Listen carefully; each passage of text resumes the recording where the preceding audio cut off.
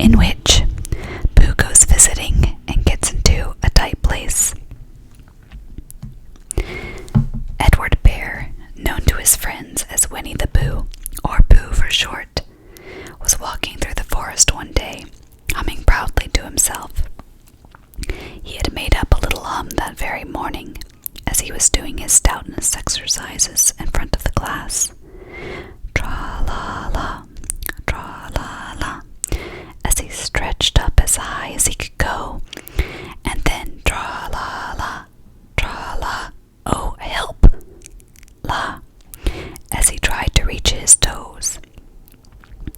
After breakfast, he had said it over and over to himself, until he had learned it off by heart, and now he was humming it right through properly. It went like this. Tra-la-la, tra-la-la, tra-la-la, tra-la-la, rum-dum-diddle-um-dum, diddle-little, diddle-little, diddle-little, diddle-little, rum-dum-dum, diddle-lum. Is anybody at home? There was a sudden scuffling noise from inside the hole, and then silence. What I said was, "Is anybody at home?" called out Pooh very loudly. "No," said a voice, and then added, "You needn't shout so loud. I heard you quite well the first time." "Bother," said Pooh. "Is there anybody here at all?" Nobody. Winnie the Pooh took his head out of the hole and thought for a little. And he thought to himself, there must be somebody there, because somebody must have said nobody. So he put his head back in the hole and said, "Hello, Rabbit, isn't that you?" "No," said Rabbit in a different sort of voice this time. "But isn't that Rabbit's voice?" "I don't think so," said Rabbit. "It isn't meant to be." "Oh," said Pooh. He took his head out of the hole and had another think. And then he put it back and said, "Well, could you very kindly tell me where Rabbit is?" "He's gone to see his friend Pooh Bear, who is a great friend of his." "But this is me," said Bear, very much surprised. "What sort of me?" "Pooh Bear." "Are you sure?" said Rabbit, still more surprised. Quite sure," said Pooh. "Oh well then, come in." It looks like Pooh Bear's coming in to see Rabbit. Dropping in for a little visit, I see.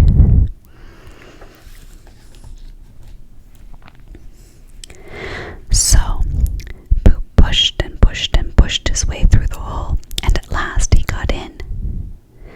"You were quite right," said Rabbit, looking at him all over. "It is you. Glad to see you." "Who did you think it was?" "Well, I wasn't sure. You know how it is in the forest. One can't have anybody coming into one's house. One has to be careful." "What about a mouthful of something?" Pooh always liked a little something at 11 o'clock in the morning. And he was very glad to see Rabbit getting out of the plates,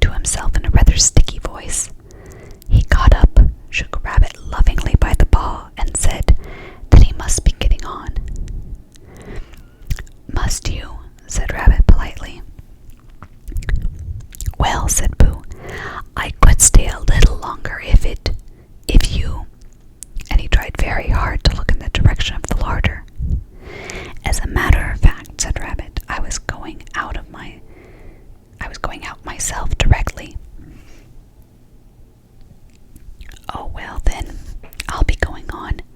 Goodbye."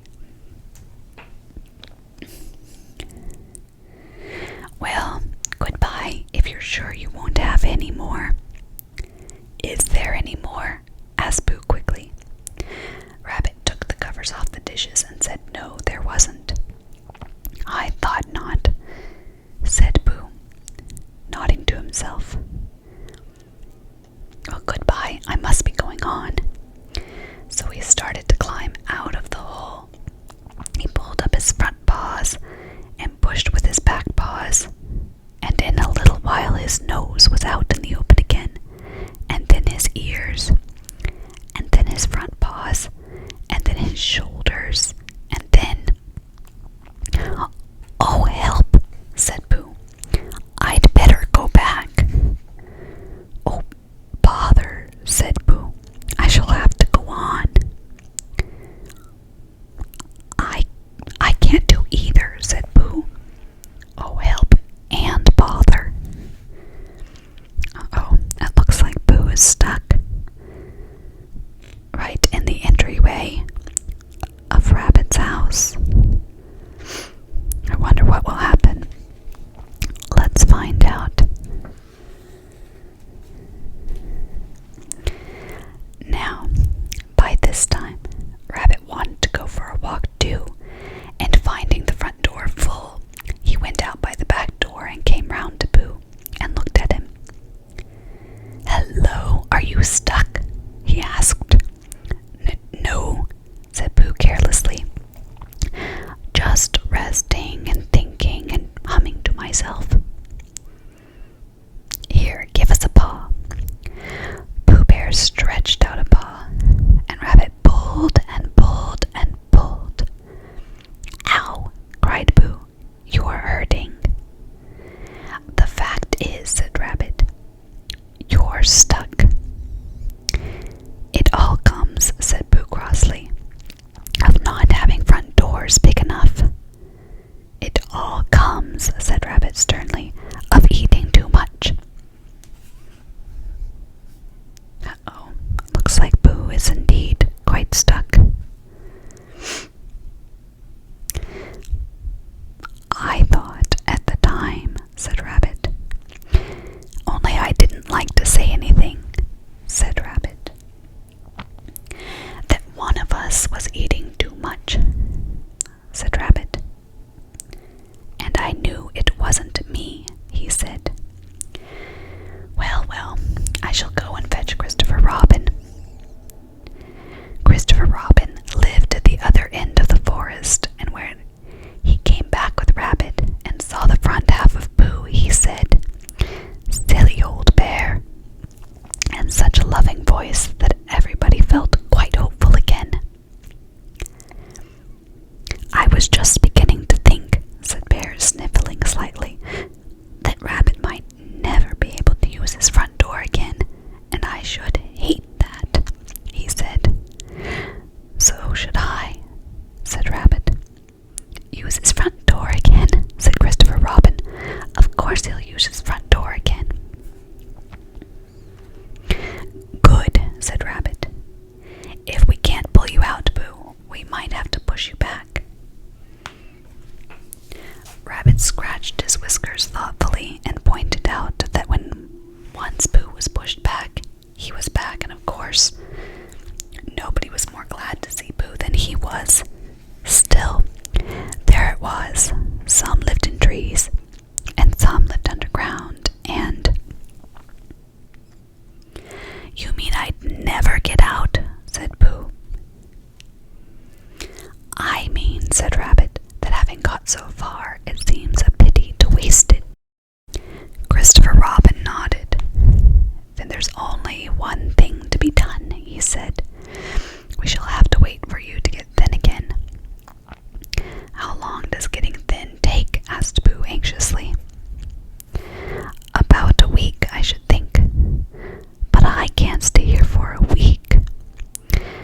"You can stay here all right, silly old bear. It's getting you out which is so difficult." "We'll read to you," said Rabbit cheerfully. "And I hope it won't snow," he added. "And I say, old fellow, you're taking up a good deal of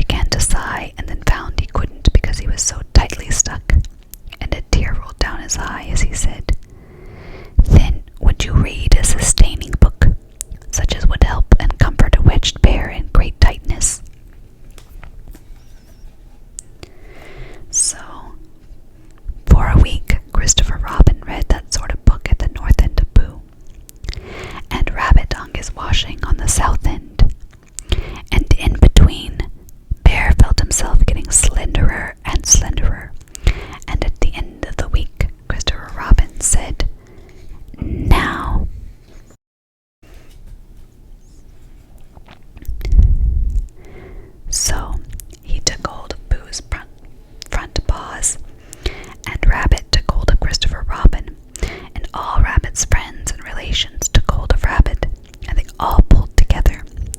And for a long time Pooh only said ow and oh, and then all of a sudden he said pop, just as if a cork were coming out of a bottle.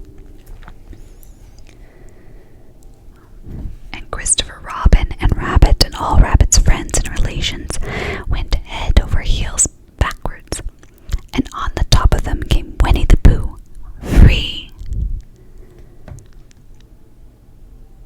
So, with a nod of thanks to his friends, he went on with his walk through the forest, humming proudly to himself. But Christopher Robin looked after him lovingly and said to himself, "Silly old bear." Here we see all the forest friends, along with Christopher Robin, pulling to get Pooh Bear out of the hole.